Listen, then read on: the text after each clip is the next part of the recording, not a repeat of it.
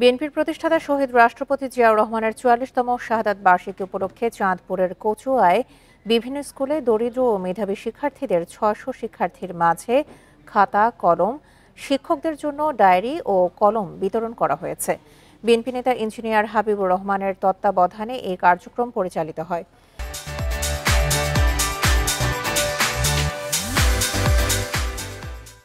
এ সময় বিএনপি নেতারা বলেন, আজকের ছোট্ট শিশুরাই আগামী দিনের রাষ্ট্রনায়ক। সুতরাং তাদের শিক্ষার ব্যাপারে যত্নশীল হওয়া বিএনপি কর্মীদের দায়িত্ব। এ সময় রাষ্ট্র সংস্কারে বিএনপির ৩১ দফার উপর বক্তব্য রাখেন নেতারা। বলেন, বিএনপি ক্ষমতায় আসলে শিক্ষা খাতকে সর্বোচ্চ গুরুত্ব দেওয়া হবে।